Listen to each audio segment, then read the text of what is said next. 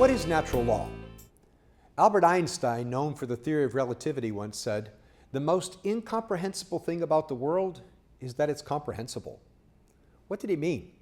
Well, it's a rather odd thing that science cannot prove that scientific data corresponds to reality, and reason cannot prove that reason leads to truth. We ordinary folk don't worry about things like that. Most people are satisfied with knowing that science and reason seem to work. But is the universe really orderly and predictable, subject to laws? Or is order simply an illusion? Natural law begins with the assumption of order. Though proponents of natural law span 2,000 years and come from a variety of cultures and philosophical or religious backgrounds, what they share in common is the belief that the universe is orderly and knowable, and that reason and logic lead to truth. Most of the proponents of natural law assume some form of God or gods or divine order and purpose as the source of that order. This does not necessarily mean a Christian idea of God or any inspired book. It's the idea of order. It may mean an unmoved mover, as in Aristotle, or the undefined idea of heaven in Confucian philosopher Mencius, the world order as it's implied in Stoicism of the Romans, a law of the early Islamic philosophers such as Averroes, the Christianity of Thomas Aquinas, or the deism of Thomas Jefferson. Aristotle is both the father of reason and the father of science. He wrote on anatomy, botany, astronomy, and geography. His ideas of logic continued to be important over 2,000 years later. His ideas of teleology, the nature and purpose of things, have influenced most of natural law thought. The scientific method comes from this assumption and had its early beginnings among the early Islamic thinkers in what's now called the golden age of Islamic science. Islamic mathematicians saw the order and elegance of math as a reflection of God, and the architecture and pottery excelled at expressions of patterns from mathematical formulas. We often see religion and science as opposed to each other today, but not so according to the ideas of natural law. The Greek Empire gave way to the Roman Empire and Stoicism. The most admired philosophers, rulers, and Caesars of the Roman Empire were Stoics. One of the most influential of these was Cicero, 1st century BCE, who put it this way: "True law is right reason in agreement with nature. It is a universal application, unchanging and everlasting. We cannot be free from its obligations by senate or people, and we need not look outside of ourselves for an expounder or interpreter of it. And there will not be different laws in Rome or at Athens, or different laws now and in the future, but one eternal and unchangeable law will be valid for all nations at all times, and only one master and ruler, that is God over all of us. He is the author of this law, its promulgator and its enforcing judge. Whoever is disobedient is fleeing from himself and denying his own human nature, and by reason of this fact, he will suffer the worst penalties even if he escapes what is commonly considered punishment." Here we come to yet another aspect of the natural law, the idea that there is a human nature toward which we are driven.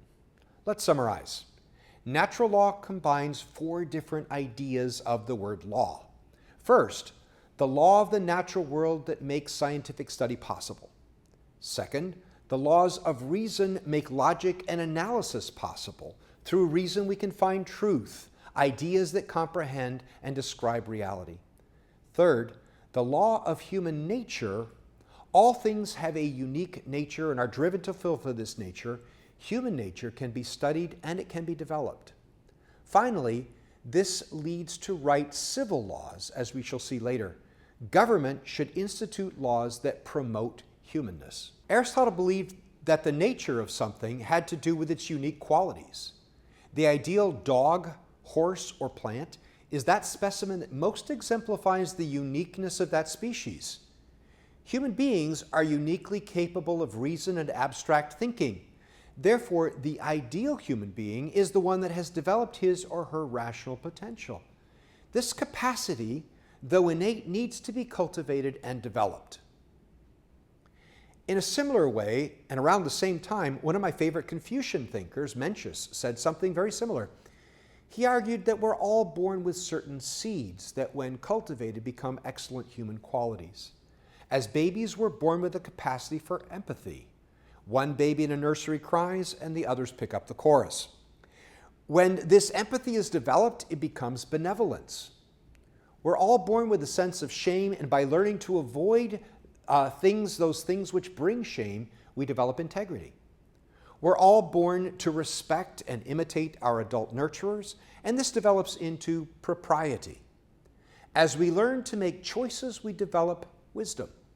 By so doing, we fulfill our nature. European scholars took hold of Aristotle's ideas, mostly learning from the interactions between Islamic scholars such as Averroes, Jewish scholars like Maimonides, and Christian scholars that met together in Spain to discuss philosophy and translate works from all over the world. But the impact of Aristotle was the greatest, especially in the writings of Thomas Aquinas. Natural law became foundational to the establishment of the United States. It appears that Thomas Jefferson was more influenced by Cicero than by Thomas Aquinas. Yet the fundamental ideas of an ordered and knowable universe, of reason that can find truth, and of a human nature that should be developed, these were all fundamental to the founding of the Republic. Eventually, these lead to the fourth use of the word law, civil law. As we have seen in Cicero, we can also see in the Declaration of Independence, the rational study of human nature leads to certain rights, and government laws should conform to these rights. To natural law, these all work together. Let's walk through the steps so you can see. First, nature and the universe are knowable, so observation leads to truth. We observe human nature and highly developed exemplary humans, and when we see fully developed human exemplars, what do we see? Second, we assume that logic and reason are reliable, so let's think about these exemplars. Third, we see that human beings have unique capabilities. What capabilities? Well, we're uniquely capable of abstract thinking and reason. To a greater or lesser extent, all human beings have this capacity.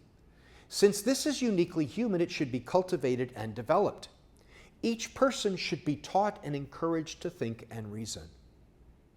Fourth, since by nature human beings are thinking creatures and that capacity should be developed, then it's reasonable that freedom of thought must be acknowledged as a natural right.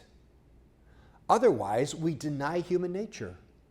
So freedom of thought must go hand in hand with freedom of expression or speech. Therefore, free speech should be secured by law, and any law forbidding free speech goes against human nature and reason and must therefore be a bad law. All four of them in a row. By following this progression, we can go all the way from Aristotle to Aquinas to John Locke and Thomas Jefferson. Of all the natural law proponents, Thomas Aquinas is likely the most influential. In the next video, we will look more closely at Aquinas and then move to the application of the theory, and finally, we'll look at natural law today.